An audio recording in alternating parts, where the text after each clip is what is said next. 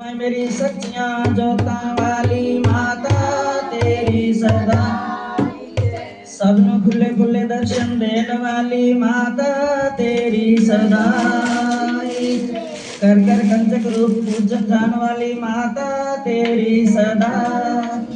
नवरात्रों की सबको बहुत बहुत बधाई। कितने सुंदर दिन निकले नवरात्रों में माँ की याद में और माँ की पूजा में, माँ की सेवा में, माँ के कीर्तन में। टाइम का पता ही नहीं चला होगा, लेकिन आज के बाद कल थोड़ा महसूस होगा, होगा ना? जरूर होगा, क्योंकि जो दिल से चाह से सेवा भाव भक्ति पूजा समर्पण है ना जो की होती है, तो थोड़ा वो जब टाइम थोड़ा लगता है आज खाली खाली है। तो ये माँ का वो है कि माँ फिर कहती है कि मैं फिर उदास मत हो मेरे बच्चों, में अगले नवरात्रों में फिर आऊंगी, तब तक थोड़ा और इंतजार करो, क्योंकि इंतजार की जो घड़ियां हैं, जो प्रेम प्रभु के लिए इंतजार होता है ना, उसमें थोड़ा आनंद अलग ही होता है। कोई अपना खास मित्र हो, उसने आना हो, तो हम बहुत खुश होते हैं। तो फिर वो जो परम मित्र है, जो परम शक्ति आदि शक्ति माँ हमारी जगजननी जगदम्बा माँ है, तो उसके आने के इंतजार में खुशियाँ और ही आनंदित मन होता है कि हाँ फिर आएंगे। और माँ कहीं जाती नहीं है, वैसे तो हमारे साथ रहती है। शक्ति स्वरूपा जो है, अगर हमारे में शक्ति ना हो तो हम चल नहीं पाते। तो शक्ति रूप में जो माँ है वो हमारे साथ है, क्योंकि भगवान कृष्ण की जो योग माया है, शक्ति अनंत शक्ति अंतरंगा शक्ति है। जब भगवान आए थे तो पहले योग माया आई थी। सुना ना, जब कृष्ण भगवान का जन्म जेल में हुआ था तो पहले योग माया आई थी। योग माया को भगवान ने भेजा था कि जा सबके ऊपर माया डाल दे, कि मैं आऊं, जो दुष्ट पापी हैं उनको नजर ना आऊं। कंस जैसे जो भी हैं, जो भी उसके साथी सहयोगी बने हुए हैं, मैं उनको नजर ना आऊं और अपनी लीला करूं। तू जा, तेरा काम है पहले जाकर। तो जब कंस मारने लगा था तो बिजली बनकर ऊपर चमकी और उसके हाथ से अपना पैर छुड़ाया और ऊपर जाकर क्या धारण किया? अष्ट दस भुजाओं वाली जगदम्बे माँ आदि शक्ति जग जननी है ना, कल्याणी स्वरूपा माँ। तो बोला, क्या बोला कंस को कि तू जिसको मारना चाहता है ना, तू मार नहीं पाएगा। तू मेरे को मार रहा था, मैं मर नहीं सकती, वो तेरे को मारने वाला तो मेरे पीछे आ रहा है। तो क्या है ये शक्ति, जो आदि शक्ति जगदम्बा है, क्या है? ये भगवान की अंतरंगा शक्ति है। ये हम में रहती है, सबके साथ रहती है। अगर शक्ति नहीं होगी, हमारा हाथ नहीं हिलेगा, हमारा पाँव नहीं चलेगा, है ना। जब हम बीमार होते हैं क्या होता है? हमारे अंदर शक्ति कम हो जाती है ना, तभी तो हम चल फिर नहीं पाते। तो शक्ति रूप में माँ हमारे साथ है। तो शक्ति स्वरूपा महारानी की जय। जब तक शक्ति नहीं आएगी हम कुछ भी कर नहीं सकते। तो इसलिए माँ का पहले भगवान ने भी पहले माँ को भेजा पूजन, गणपति का पूजन, शंकर भगवान कि पहले भी शंकर भगवान ने खुद गणपति का पूजन किया, करके दिखाया कि कोई भी काम करो पहले गणपति को सर्वप्रथम उनको पूजा का स्थान दो, क्योंकि वो देवों में अग्रगण्य हैं, बुद्धि के दाता हैं। वो जो उनकी इतनी बुद्धि तेज है कि कार्तिक अगर कोई काम करता था तो गणेश जी से सलाह लेता था। कोई किसी राक्षस को मारना होता था या कोई भी काम करना होता था, तो जब तक गणेश जी से सलाह नहीं लेता था वो डामाडोल रहता था। गणेश जी थे छोटे कार्तिक से, लेकिन इतने बुद्धिमान थे कि उसको सलाह देते थे कोई किसी भी कार्य करने के लिए। तो गणेश जी जो है ये बुद्धि के दाता हैं। तो आज कितना सुंदर दिन है, सुंदर भी है और थोड़ा मन को वो भी करने वाला है कि माँ की विदाई हो रही है और आज रामनवमी भी है, राम जन्म भी है। तो कितना सुंदर, कल नवमी है, आज अष्टमी है। आज ये जो पहले नवरात्रे रखे थे ये श्री राम ने ही रखे थे। सबसे पहले नवरात्रे श्री राम ने रखे थे जब ये बनवास गए थे। तो तब इनको बताया था कि आप नवरात्रे रखो। माँ 9 दिन, भगवान ने 9 दिन पूजा की थी। हम अष्टमी के दिन पूजा तो करते हैं, लेकिन असली कंजका जो होती है वो नवमी के दिन होती है। कहते हैं नवरात्रे, कहते हैं ना नवरात्रे। तो नवरात्रों का मतलब क्या है?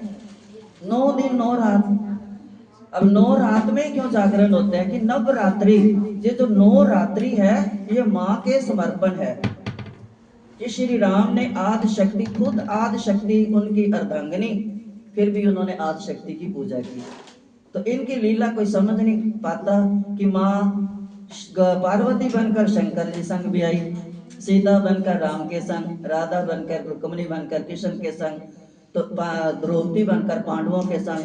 तो फिर भी कहते हैं अभी आद कुंवारी, कहते हैं ना आद कुंवारी, अभी भी आद कुंवारी है।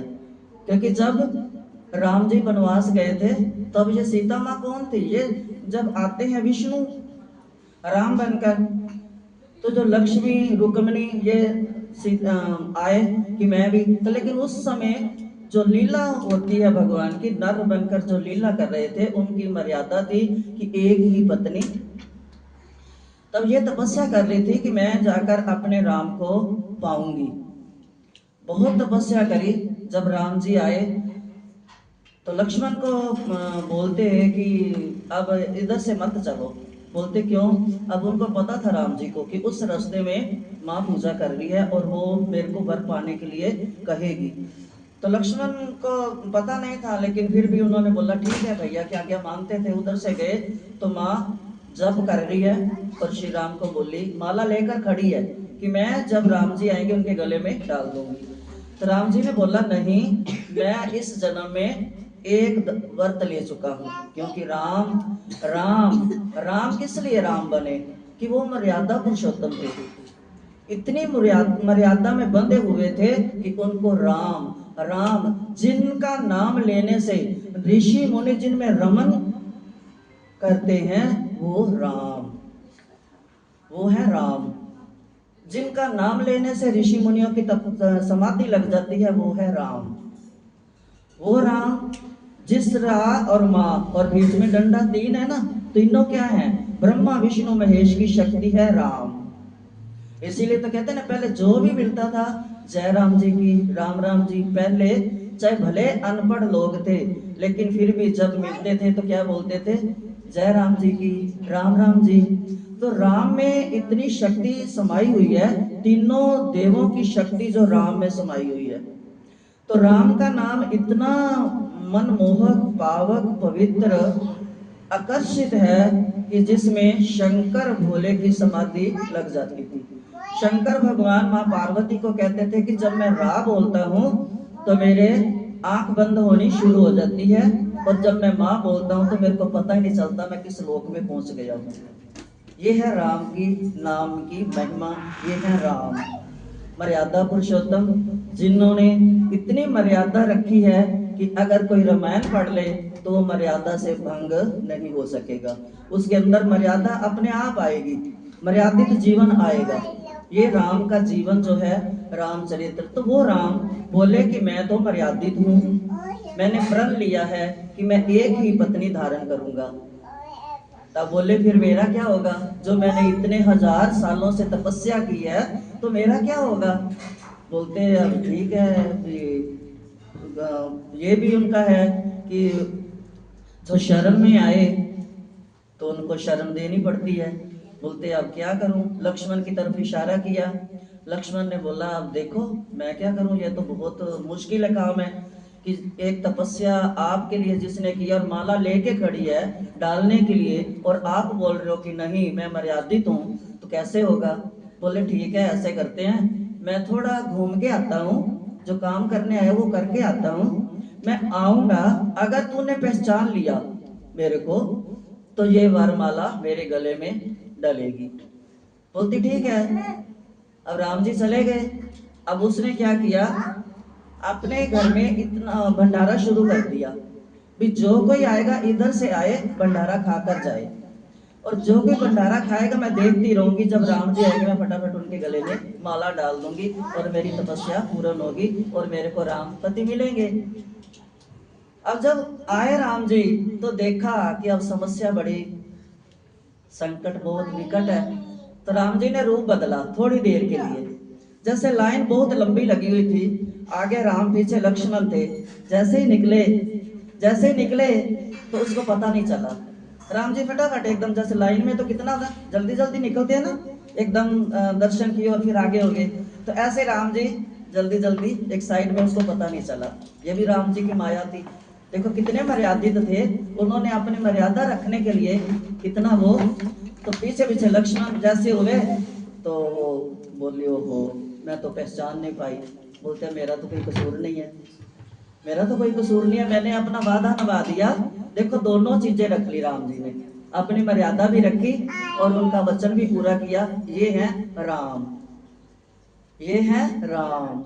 तो फिर उन्होंने क्या किया, वो माला अभी भी उनके हाथ में रही कि डाल नहीं पाई, तो इसलिए बोलते हैं आद कुंवारी। अभी भी जो कन्याकुमारी है, कन्याकुमारी किसको बोलते हैं, वो ही कन्याकुमारी है।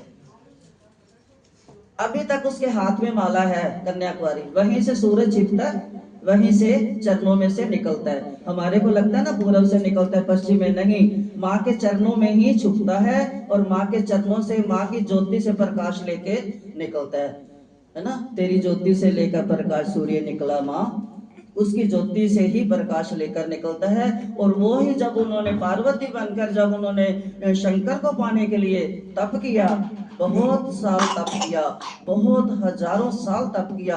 पहले कुछ खा के, फिर भूखे, फिर अन्न से, फिर जल से, फिर हवा से, फिर फल से, फिर वो भी छोड़ दिए। हजारों हजार साल फिर सूखे पत्ते, जिस पेड़ के नीचे बैठ के तप कर रही थी, उसके जो सूखे पत्ते गिरते थे वो खाकर। हम लोग एक व्रत रखते हैं, छत्ती पकवान बनाकर खाते हैं, फिर भी बोलते हैं हमने व्रत रखा है। बड़े शान से, बड़े शौक से कहते हैं, बड़े वो कि हमने व्रत रखा है। तब की छत्ती पकवान खाकर और माँ सूखे पत्ते खाकर व्रत रखा, जिससे उनका नाम पड़ा अपर्णा। अपर्णा बोल, अपर्णा मैया की जय, आद कुंवारी की जय। तो अब भी शंकर भगवान उस अपर्णा मैया से, पूर्णा मैया से, अन्नपूर्णा से जब तक पहले कटोरा लेकर भिक्षा नहीं लेते, तब तक संसार को नहीं बांटते। अभी भी शंकर भगवान पहले अन्नपूर्णा से भंडारा मांगते हैं। कहीं कहीं देखा होगा आपने, उसमें मठों में, जो प्राचीन मठ है, प्राचीन मंदिर हैं, उनमें देखा होगा रसोई घर जो होती है, जो भंडारा है अन्नपूर्णा, वहां अन्नपूर्णा भंडार लिखा होगा और शंकर जी कटोरा लेके खड़े, माँ अन्नपूर्णा उसमें अन्न डाल रही होगी। कभी आप कहीं जाओ पुराने मंदिरों में तो देखना, वहां मिलेगा ये सीन कि अभी भी शंकर भगवान जब सब कुछ रखते तो अपने पास कुछ नहीं, सब कुछ बांटते हैं, लेकिन वो अन्नपूर्णा से लेकर बांटते हैं। इसलिए अपनी रसोई को या तो रसोई बोलो, रसोई रस से भरी हुई, किचन मत बोलो किच किच किच किच, या तो रसोई बोलो या अन्नपूर्णा भंडार बोलो। अन्नपूर्णा भंडार थोड़ा या मुश्किल लगेगा, तो रसोई तो कम से कम बोल सकते हैं ना, किचन मत बोलना, किचन में किच किच होती है। रसोई में रस, रस भरा भोजन है ना। और जब उसमें रस भरा भोजन भगवान को या माँ को, जिसको भी मानते हो, उसको भोग लगेगा, तो क्या बनेगा, वो भंडारा महाप्रसाद, महाप्रसाद बनेगा, है ना।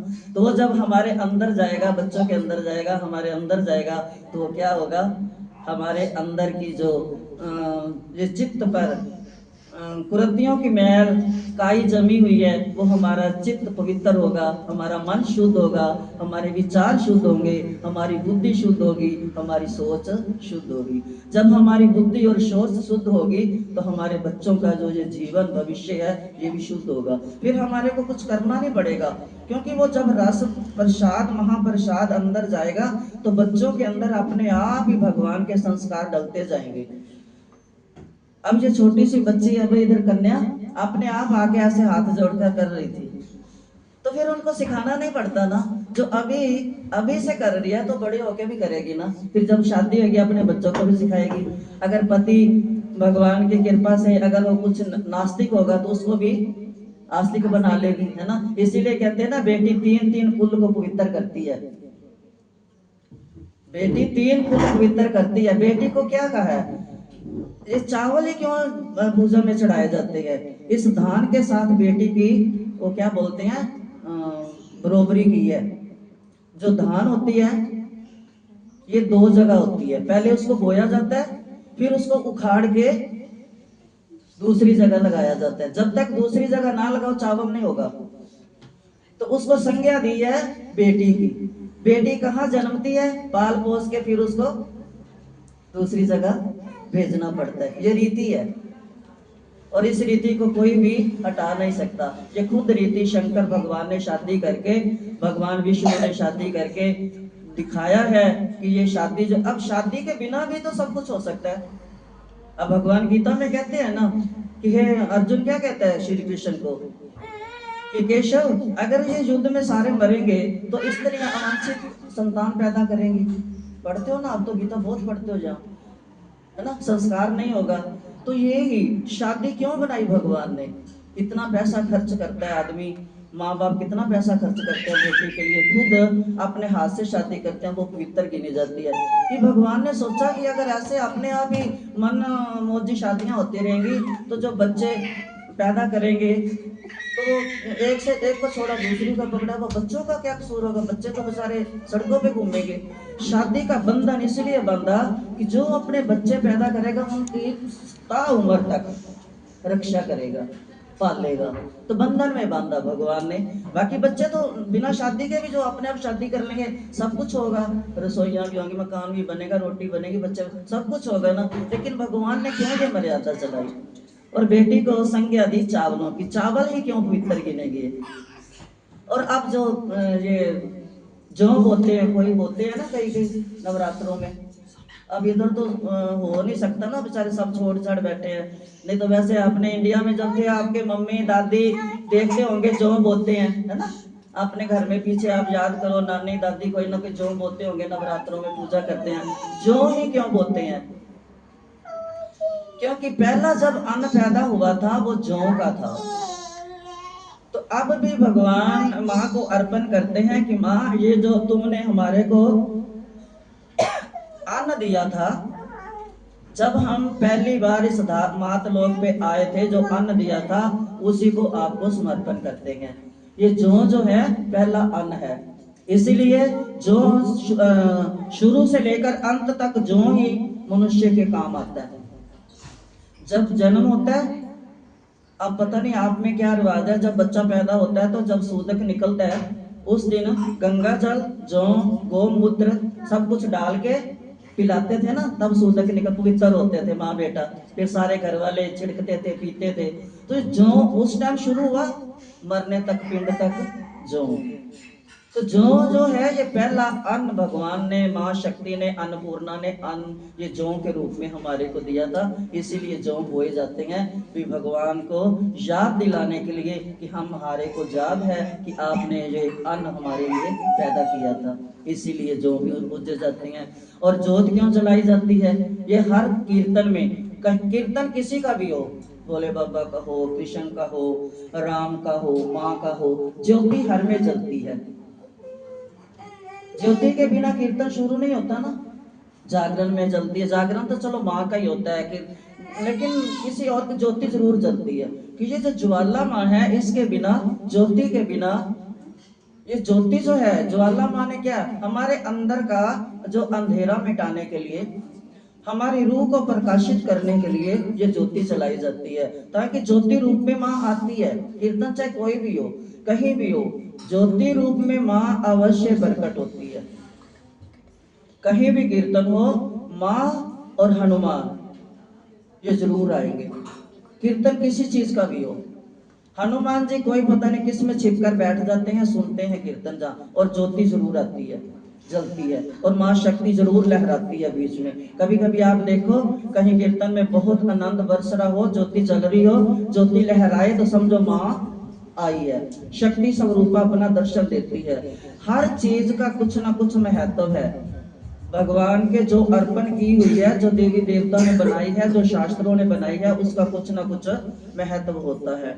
अब माँ कंजक रूप में क्यों पूजी जाती है, कंजक रूप ही माँ को क्यों पसंद है, और इसमें भी महात्म है। 2 साल की कन्या पूजने से क्या मिलता है, 3 साल की पूजने से क्या मिलता है, 4 साल की पूजने से क्या मिलता है, इसका भी मातम है। पहले दिन नवरात्रि में कौन से रंग का कपड़ा पहनना चाहिए, दूसरे रंग में कौन सा, ये सब माँ की दिए हुए हैं। लेकिन अब तो वो चीजें रह नहीं गई जो शास्त्रों में लिखी हुई हैं, ना उनके अनुसार चल सकते हैं हम, ना वो कर सकते हैं। तो ये जो माँ के रूप हैं 9, ये 9 ही रूप क्यों पूजे जाते हैं? और माँ के वैसे 51 पीठ हैं, शक्ति पीठ। और उन 51 पीठ में जो सिद्ध पीठ हैं, 51 पीठ जो साक्षात माँ जगदम्बा के अंगों से बने हैं। जब माँ सती अपने पिता के घर दक्ष में यज्ञ में हवन में हूति में चली गई थी, तो शंकर बाबा माँ उमा से इतना प्यार करते थे कि देखो दाम्पत्य जीवन शंकर जी और माँ पार्वती और राधा और कृष्ण। अब तो जब कोई कहते हैं ना सोमवार के व्रत रखो अपने बच्चों को कहते हैं, और माँ सीता ने भी पहली पूजा गौरी की, रुक्मणी ने पहली पूजा गौरी की शादी से पहले, है ना। तो जो क्यों लेते हैं इनका आशीर्वाद? क्योंकि दाम्पत्य जीवन जीना शंकर भगवान और माँ गौरा सिखाते हैं।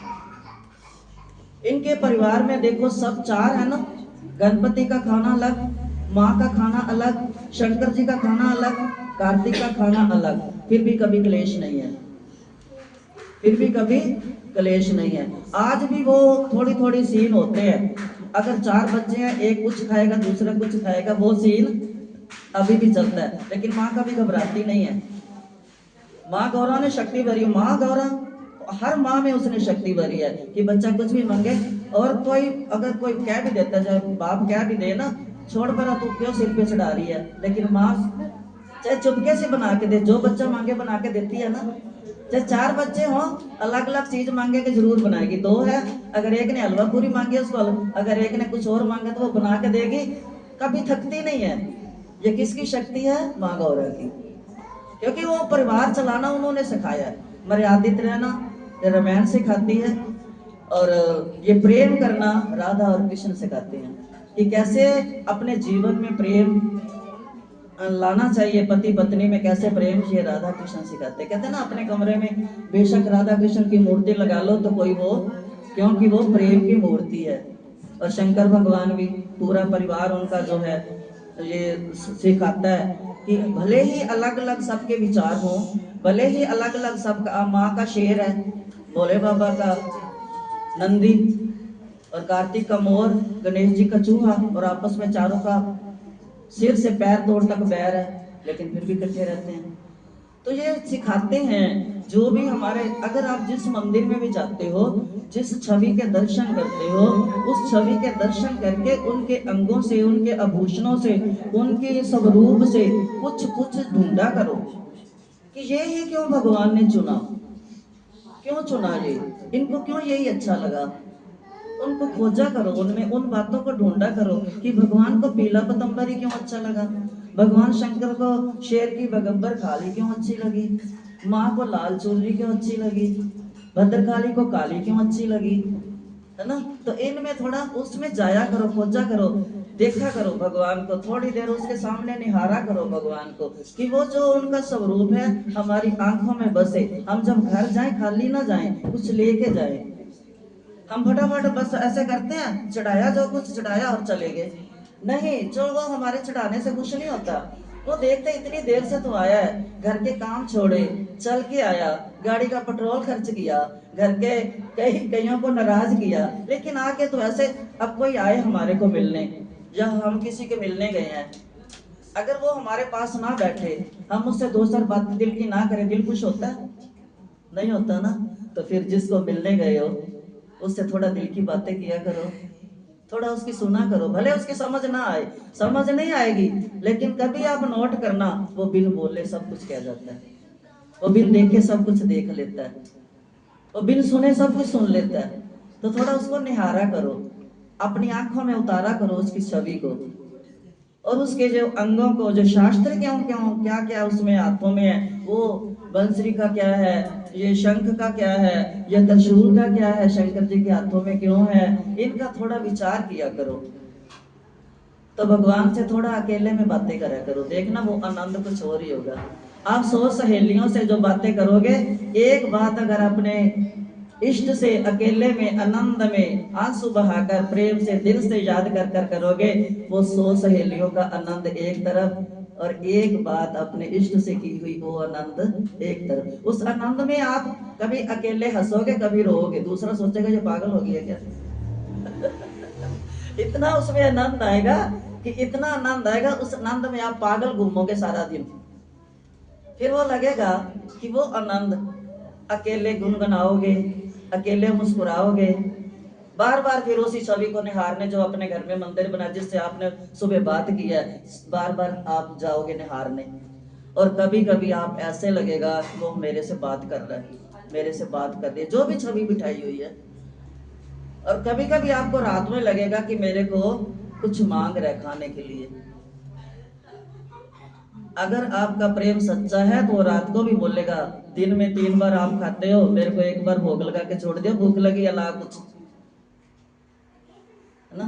एक कृष्ण जी की पूजा करते थे, 4 लड्डू रोज रात को रखते थे, मेरे लड्डू गोपाल को भूख ना लगे। छोटा बच्चा है ना, जो बच्चे के रूप में पालते हैं, तो भूख ना लगे। एक दिन वो किसी कारणवश भूल गया लड्डू रखना। अब भगवान जी को रात को भूख लगी और जिस दुकान से लड्डू लेके आता था उस दुकान पे पहुंच गए, बोलते लड्डू दे, 4 लड्डू, तो बोलते खत्म हो गया। बोलते नहीं, तेरी दुकान से रोज जाते हैं। और वो ही रूप बदल के गए, उस मालिक का ही रूप, आदमी का रूप बदल के गए। बोलते तेरी दुकान से रोज जाते हैं ना 4 लड्डू। बोलते फिर आज टाइम पे आए नहीं, आज खत्म हो गए। बोलते नहीं, देखो होंगे। उसने देखा, बेचारे ने बंद कर रहा था दुकान, देखा तो अंदर 4 लड्डू पड़े हुए हैं। अब बोल लड्डू लिए, बोलते पैसे, बोलते पैसे पूसे नहीं है मेरे पास तो। फिर बोलते अब ऐसे तो मिलते नहीं। अब उस बेचारे को क्या पता, बोला था दुकानदार, क्या पता आज खुद मेरी किस्मत जगाने मेरे भगवान मेरे दरवाजे पर आए हैं, समझ नहीं थी। अब भगवान ने अपना कंगन उतारा और उसको दे दिया। बोलते जरूरी पैसे होते हैं। बोलते हाँ, फ्री में नहीं हम देते, हमारी दुकान है, दुकानदारी है। बोलते लो फिर ये कंगन रख लो। कंगन उतार के दे दिया। अब सुबह जब आप जाके खड़े हो गए मंदिर में, सुबह पुजारी आया, शोर मच गया, भगवान के हाथ में कंगन नहीं है। जो राजा श्रृंगार करवाने आता था उसने बोला देखो भाई मंदिर में चोरी होगी। अब सब हैरान कि राजा डांटेगा, पुजारी को तो थर थर कांपे, ये क्या हुआ। तो जैसे देखा कंगन नहीं है, शोर मच गया, मोहल्ला पहुंचता पहुंचता पहुंचता उस दुकान तक पहुंच गया। और सब ढूंढे भी बिहारी जी का कंगन कहाँ गया, बिहारी जी का कंगन कहाँ गया। देखा जाकर तो वो दुकानदार ने ऐसे काउंटर के ऊपर रखा हुआ है। तो किसी ने देखा, बोलते ये है ये है ये है, ये इसने लिया है। सब उसको चोर चोर ठहरा कर, तो वो हाथ जोड़े बोले कि मैं चोर नहीं हूँ, मेरी दुकान में रात को एक बच्चा आया था, मैं बंद कर रहा था, तो वो कभी तो बन जाता था और कभी छोटा बच्चा बन जाता था, तो उससे मैंने पैसे मांगे, उसके पास पैसे नहीं थे, उसने मेरे को कंगन दिया। तो फिर वो बात चलते चलते भगवान ने फिर पुजारी को रात को दर्शन दिया और उसको भी दिया जो लड्डू लेके रखता था, जिस लड्डू गोपाल की पूजा करता था। बोलते क्या बात, भूल गया था, तेरे को नहीं पता आज मेरे को भूख लगेगी। तो ये जो असली पूजा करते हैं ना, जो असली भगवान से बातें करते हैं, खिलाते हैं, पिलाते हैं, नहलाते हैं, उससे बातें करते हैं, तो भगवान भी उनसे बातें करते हैं और भगवान भी उनसे अपने आप मांग लेते हैं। अभी उठ खिला मेरे को, कर्मा बाई से खिचड़ी मांगी, है ना, और विदुर के घर साग खाने पहुंच गए, फिर बुलाए तो वो पहुंच जाते हैं। वो हमारी श्रद्धा स्वीकार करते हैं। हमारे मन में थोड़ा होना चाहिए कि उनके लिए टाइम निकालो। खाली मंदिर बनाने से, भगवान को मंदिर बनाने की क्या जरूरत है। जो जिसने मंदिर हर एक के हृदय में बना के रखा हुआ है। हम एक मकान बनाते हैं, कोठी बनाते हैं, उसमें एक कमरा रखते हैं, छोटा बनाए चाहे छोटी रखे, भगवान का एक मंदिर बनाने की जगह रखते हैं। तो जिसने इतने बड़ी कोठियां बना बना के भेजी हैं, उसने बीच में एक जो हृदय रखा है ना, वो अपना घर रखा हुआ है, सबके अंदर बैठा है। वो बोलता है कोई बाहर से कुंडी खड़काओ, कोई मेरे को बोलो तो सही कि अंदर खोलो दरवाजा, मैं तो खोलने के लिए तैयार हूँ, मैं तो अंदर बैठा हूँ तुम्हारे। कई कई भगत जो उच्च कोटि के भगत हैं, वो कह देते हैं अगर राम दर्शन नहीं देने तो मेरे घर का किराया भर दे, खाली बैठा मेरे अंदर, भर किराया मेरे घर का। जो उच्च कोटि के, जो संत महात्मा उच्च कोटि के, जो राम के लीव में रंगे हुए हैं, नाम के रंग में रंगे हुए हैं, वो कहते हैं छाती ठोक कर कहते हैं भगवान को कि मेरे घर का किराया दे, अगर दर्शन नहीं देने तो भगवान ने हर एक के हृदय में अपना मंदिर बना के रखा हुआ है। उसको मंदिरों की कोई जरूरत नहीं है। मंदिर क्यों बनते हैं, वो भगवान ने क्यों किसी के अंदर डाल के बनवाए कि भगवान ने कहा कलयुग में जीव कुछ नहीं कर सकेगा, लेकिन मेरे सन्मुख जब आएगा, कहते ना जीव वही जब सन्मुख, तो पाप जब कई हजारों जन्मों के पाप कट जाते हैं, तो जब मेरे सन्मुख आएगा कम से कम तब तो मैं उनको निहार लूंगा, और वो मेरे को जब निहारेंगे तो मैं मालो माल कर दूंगा।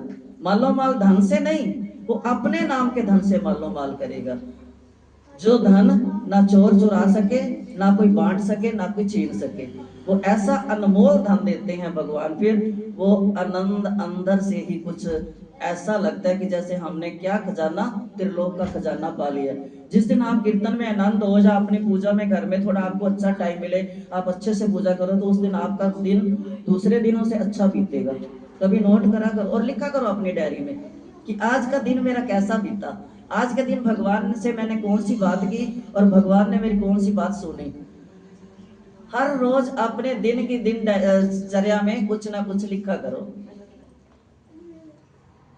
बिना शाही के आप भगवान को एक पत्र लिखा करो। बाकी तो वैसे एक पत्र रोज लिखो भगवान को, पढ़े लिखे। एक पत्र हम अपने दोस्तों को लिख सकते हैं, व्हाट्सएप कर सकते हैं, सब कुछ कर सकते हैं, सहेलियों को कर सकते हैं। तो एक पत्र अपने भगवान को भी रोज कुछ ना कुछ लिख दिया करो। जो आपके मन में आता है, भाव भाव शुद्ध हो, मांगने का नहीं। उसने सब कुछ दिया हमारे को, जिसने इतनी सुंदर काया दे दी, उसने क्या रखा। तो मांगो ना कुछ, सिर्फ प्रेम पत्र लिखा करो भगवान को, 2 लाइनें रोज। जिसको आप मानते हो, माँ को मानते हो, शिव को मानते हो, राम को मानते हो, गुरु को, जिसको भी मानते हो, उसके प्रेम के लिए प्रेम पत्र दो।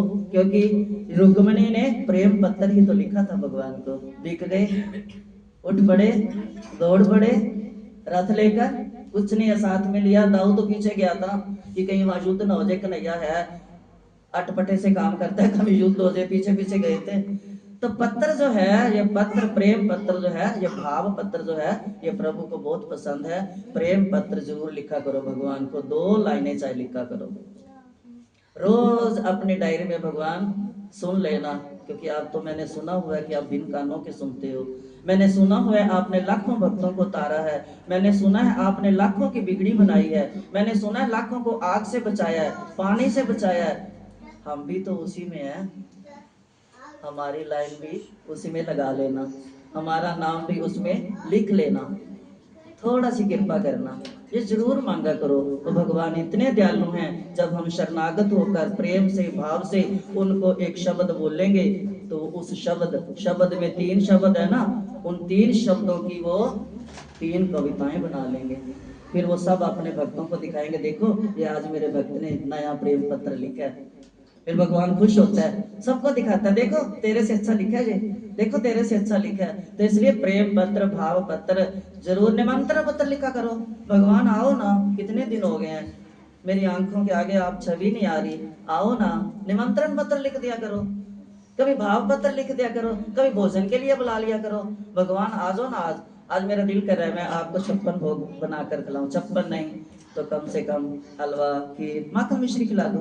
मेरा दिल कर रहा है आपको दही खिला दूं, आप तो दही बहुत प्यार से खाते हो। कभी निमंत्रण पत्र लिख दिया करो, है ना। कभी कभी दोस्ती का पत्र लिख दिया करो कि प्रभु सब दोस्त धोखा दे गए और आप आ जाओ ना, आप मेरे दोस्त बन जाओ ना। सुदामा के मित्र बने थे, है ना। आप तो जिसके मित्र बनते हो फिर छोड़ते नहीं हो, पक्के मित्र बनते हो, मेरे मित्र बन जाओ ना। बच्चे के रूम में बिला लो, मेरे बच्चे कहना नहीं मानते, प्रभु आओ ना, आप आओ ना मेरे बच्चे बन के, आप आओ, थोड़ा इनको भी सिखाओ कुछ। किसी रूम में बिला लो, माँ के रूम में बुला लो, पिता के, वो सब रूपों में आने के लिए तैयार है, क्योंकि ये भी भक्ति है, नवदा भक्ति है ना। पहले कीर्तन, शरण, मनन, दर्शन, सखा, दासे। सखा बना लो, और कुछ नहीं तो दास ही बन जाओ। प्रभु हम तेरे दास हैं, बस तेरा काम है दासों को उतारना, हम तेरे दास हैं, तेरी शरणागत हैं। तो ये जो है भगवान। अब माँ जो है, माँ की पूजा सबसे पहले किसने की थी पता है? आज जगदम्बा की सबसे पहले पूजा किसने की थी और पहला मंदिर किसने बनाया था? पता नहीं। सबसे पहला मंदिर पांडवों ने बनाया था। और इनको ये था कि अगर दिन चढ़ गया तो उन्होंने कहा था रातों रात, एक रात में पांडवों ने मंदिर बनाया था ये वैष्णो माता का, एक रात में। तो उन्होंने बोला था कि दिन एक ये जा रहा था जत्था, एक जत्था जा रहा था, ये जो ऊंट जिन्होंने रखे होते हैं, आप भी कई कई होते हैं ना, बैलगाड़ियों पे चलते हैं, कहीं रुक जाते हैं परिवार लेके अपना, है ना, वो जा रहे थे कहीं, उनके साथ ऊंट थे। तो उनको टाइम का पहले घड़ियां होती नहीं थी, टाइम पता नहीं चला। उन्होंने सोचा 4 बज गए, पहले 4 बजे हर घर में दूध पिलोने की आवाज आती थी, हर घर में माखन निकलता था, हर घर में दूध की आवाज, हर घर में उठते थे चहल पहल, कोई नहा रहा है, कोई गीत गा रहा है, कोई भगवान की पूजा कर रहा है। तो वो उनको पता नहीं चला, उन्होंने वो दूध पिलोना शुरू कर दिया। अब जब दूध पिलोना शुरू किया, पांडवों ने सोचा दिन निकल गया, वहीं बंदर रुक गया। पहली पूजा पांडवों ने की, पहला मंदिर भगवान का माँ माई का, जगदम्बा का पांडवों ने बनाया था। और अर्जुन ने चवर चलाया था, पांडवों ने माँ की पूजा करी थी। पहले नवरात्रि श्री रामचंद्र जी ने रखे थे, माँ की पूजा नवरात्रि शुरू किए थे। माँ कन्या रूप में क्यों आती है? ये माँ श्रीधर जो थे, श्रीधर पहला पुजारी माँ का, सुना है आपने? श्रीधर भक्त माँ का ये पूजा करता था। दोनों मियाँ बीबी बहुत पूजा करते थे, इतने माँ के पुजारी थे, खाने के लिए कुछ नहीं था, बस जो मिलता था कंदमूल बस माँ की पूजा में लगे रहते थे, वो खा के गुजारा करते थे। माँ ने दर्शन दिए, माँ इनके घर में कन्या रूप में आई और पहला पूजन किया था बनिए ने। अब भी कहते हैं ना, बनियों को सुंदरता नहीं दी, बनियों को धन दिया है। माँ बनिए के ऊपर पहले रिझी थी, बनियों को ज्यादा धन दिया था माँ ने, उसने बहुत श्रद्धा से पूजा की थी। अब भी कहते हैं ना, बनिया वाजा मारदा, बेड़ा मेरा डोलदा, आके माँ पार कर, विच मझधार देखिया छोड़ा माँ। ये बनिए ने पहले पूजा, माँ को वरदान। वहाँ एक सुरथ राजा था, वो भी अपने उसका राजपाट सब छिन गया था, उसने माँ को पुकारा तो सुरथ ने भी फिर ये 9 दिन पूजा करी। उसके बाद फिर 9 दिन चलते गए, नवरात्रों की महानता बड़ी, सब करते गए। सुरथ राजा ने 9 दिन पूजा की, उसके पूजा से फिर उसको दोबारा फिर राज्य मिला। और बनिए को बोला तू क्या मांगता है? बोलता है मैं तो आपकी भक्ति मांगता हूँ, मेरे को राजपाट कुछ नहीं चाहिए।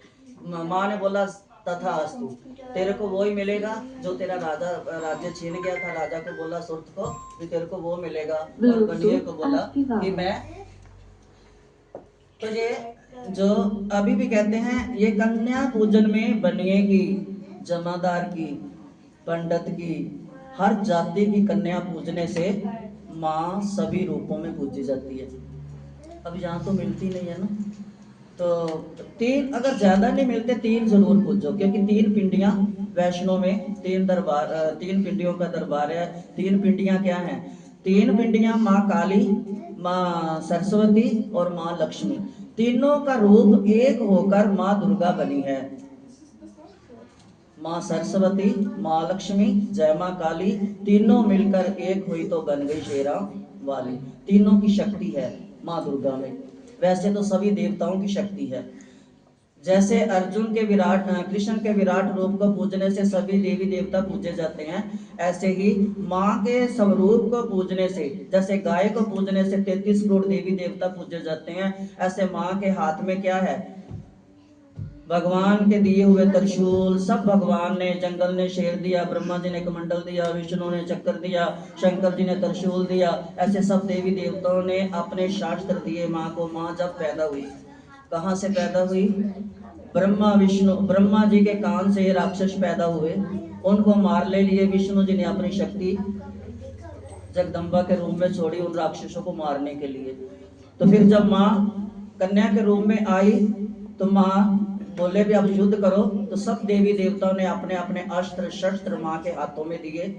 अब चले कहाँ कहाँ पर चढ़ के जाए? जंगल ने शेर दिया, ब्रह्मा जी ने कमंडल दिया भी कहीं भूख प्यास लग जाएगी, इस कमंडल में पानी शानी पी लेना। तो माँ पूजने से सभी देवी देवता पूजे जाते हैं, क्योंकि माँ के रूप में सभी ने अपनी शक्तियां भर दी। और खास करके 3 जरूर पूज लिया करो कंजका, क्योंकि उसमें माँ सरस्वती, काली और ये लक्ष्मी पूजी जाती है। ज्यादा ना मिले उससे ज्यादा फिर 9, उससे ज्यादा जितनी मर्जी, ठीक है। 9 में 3 में सब आ जाती है, क्योंकि यह मुश्किल है। 3 तो कम से कम पूज लिया करो, सभी देवी में उसमें शक्ति समा जाती है। तो ये नारियल क्यों चढ़ाया जाता है माँ को? ये जोत ज्वाला माँ की ध्यानु भगत ने जलाई थी। माँ ध्यानु भगत जो था, माँ ज्वाला की बहुत पूजा करता था। और बाबर अकबर जो था, ये बहुत विरोधी था हिंदुओं के, कि हिंदुओं की पूजा ना हो। अभी भी हमारे सनातन धर्म को क्यों नीचा दबाया जा रहा है, और धर्म ऊपर उठ के सनातन धर्म क्यों डूब रहा है? क्योंकि वो चाहते नहीं है कि सनातन धर्म ऊपर उठे। तो वो अकबर जो था इतना तंग करता था कि उसको कहता था तू माँ का नाम लेना छोड़ दे, माँ की पूजा करना छोड़ दे, माँ की साधना करना छोड़ दे। तो ध्यानु भगत ने बोला कि माँ का नाम नहीं छूटेगा, भले मेरे प्राण छूट जाए।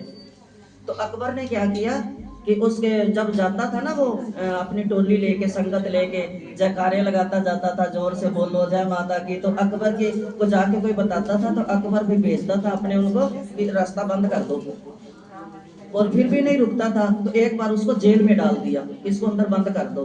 तो अंदर ही ध्यानु भगत ने माँ का ध्यान लगाया, और ध्यानु भगत उनको दिखे कि जेल में बंद है, लेकिन ध्यानु भगत माँ की पूजा कर रहा है। किसी ने आकर बताया ध्यानु तो तूने अंदर बंद किया हुआ है जेल में, लेकिन ध्यानु तो माँ की पूजा कर रहा था। तो फिर उसके मन में आया कि मैं देखूं तो सही कि ये किस शक्ति की पूजा करता है, इतनी इसमें शक्ति कहाँ से आई है कि जिस शक्ति की पूजा करता है।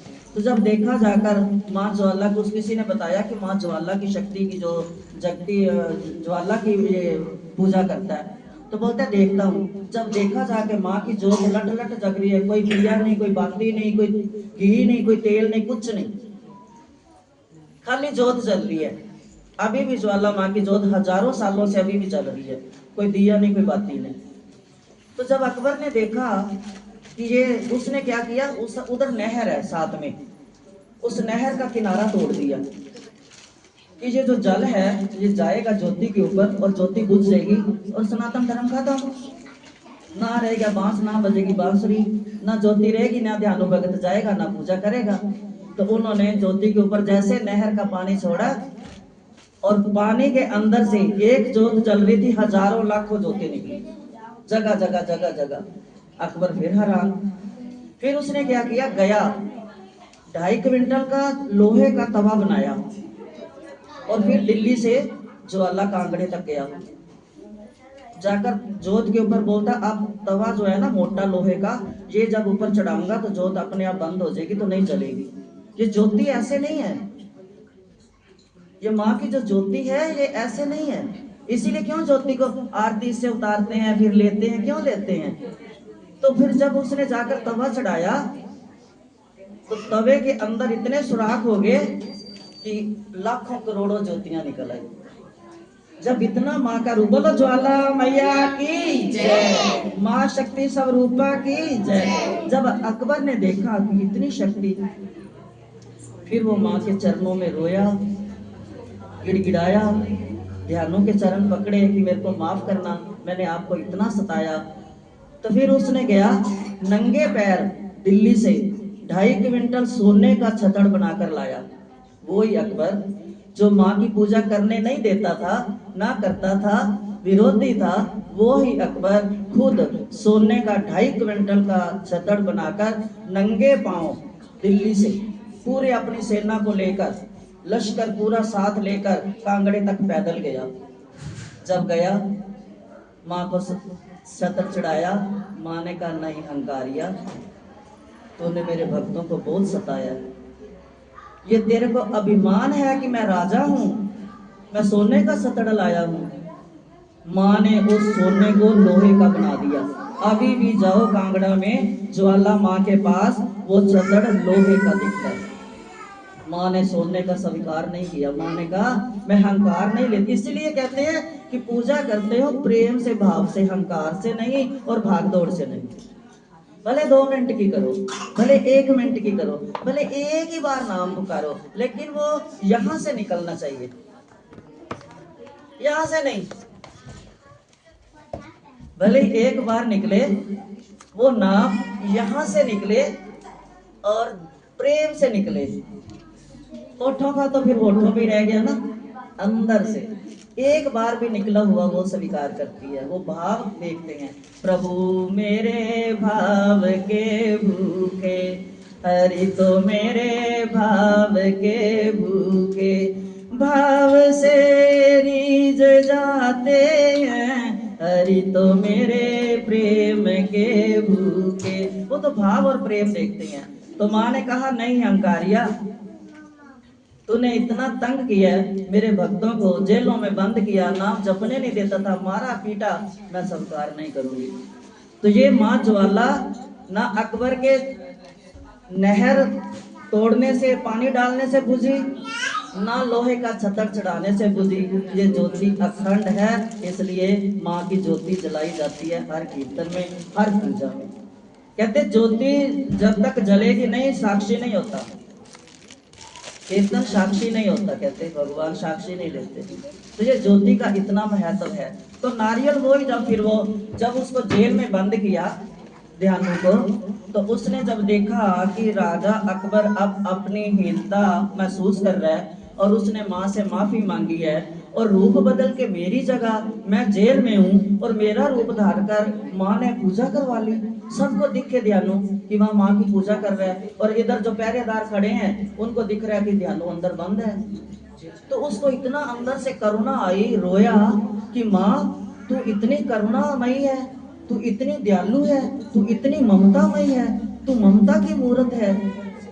तो ध्यानु इतना मन में रोया और उसने अपना शीश काट कर माँ को अर्पित किया।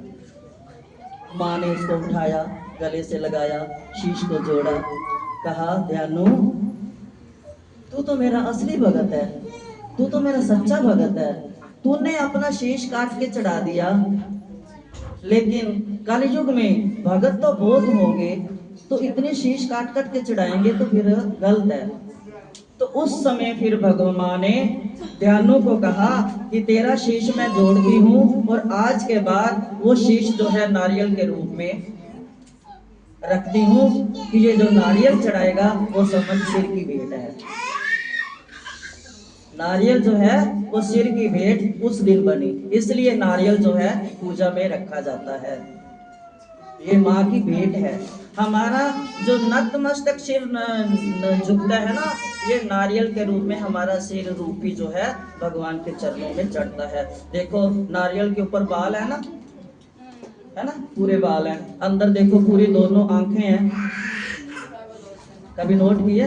आंखें हैं ना दो। तो ये क्या है? ये वो ही भेंट सिर की जगह। जब ध्यानु ने अपने सिर की, फिर उसके घोड़े का सिर काटा, माँ ने वो जोड़ा, बहुत कृष्ण दिखाए माँ ने। अकबर ने तब अपना मानी हानि, और फिर माँ का भगत, इतना अकबर माँ का भगत बना कि उसने बहुत माँ की पूजा करी। रोज जाता था दिल्ली से माँ नैना देवी के पूजा करने, माँ ज्वाला की पूजा करने। और जिस टाइम गुरु गोबिंद सिंह जी कितनी पूजा करते थे माँ नैना देवी की, कोई कर नहीं सकता। एक बार ऊपर पूजा कर रहे थे तो नीचे हल्ला मचा कि ये मुसलमानों ने हिंदुओं के ऊपर बहुत अत्याचार कर रहे हैं, हिंदू मार काट रहे हैं, गायों को मार।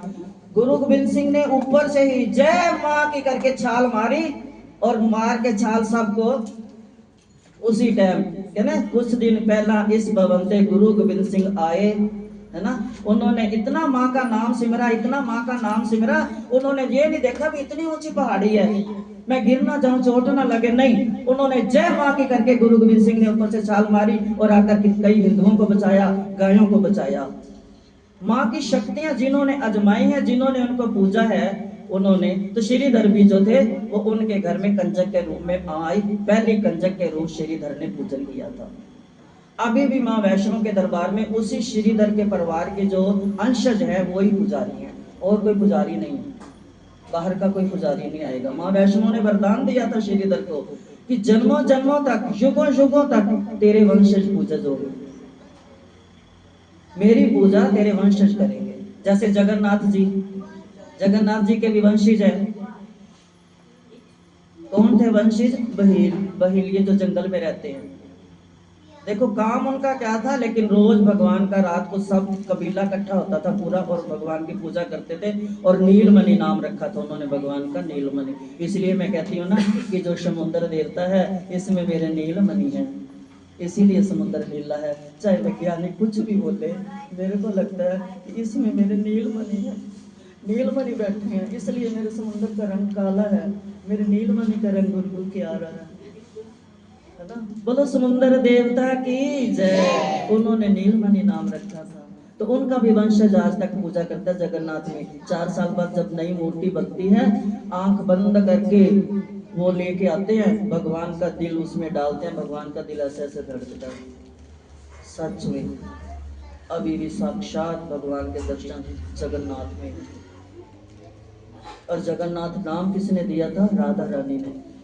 भगवान जगन्नाथ नाम रखने से पहले वृंदावन आए थे, माँ राधा से नाम लेके गए थे, बोलती जाओ जगन्नाथ अब जग की पूजा करो, जग की रक्षा करो। तो माँ शक्ति स्वरूपा जो है, ये नारियल इसलिए चढ़ाया जाता है, इसीलिए ज्योति जलाई जाती है।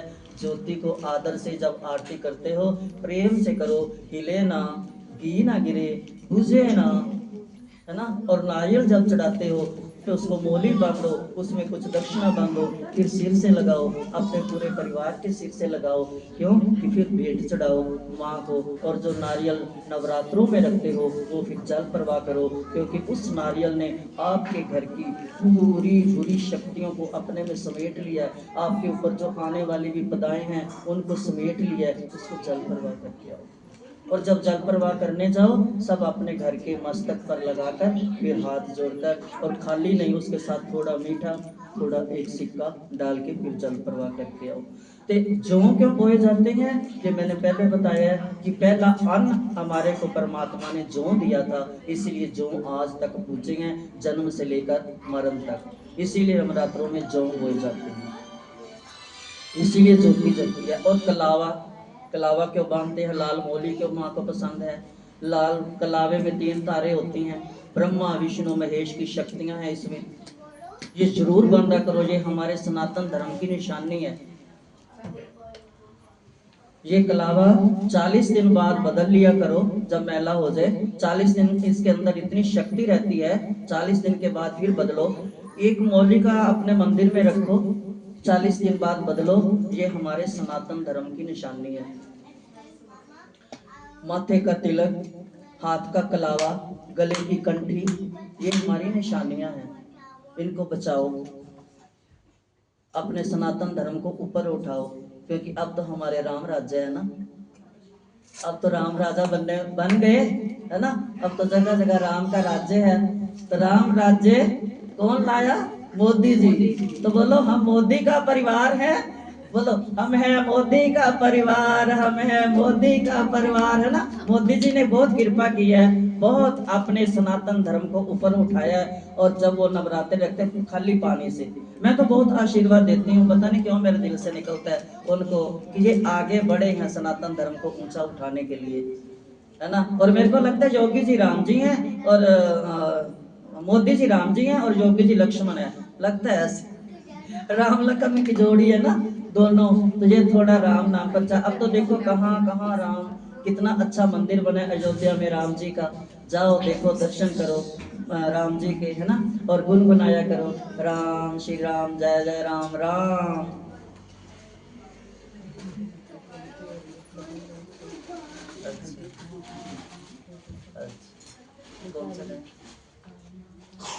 जरा फूल बिछा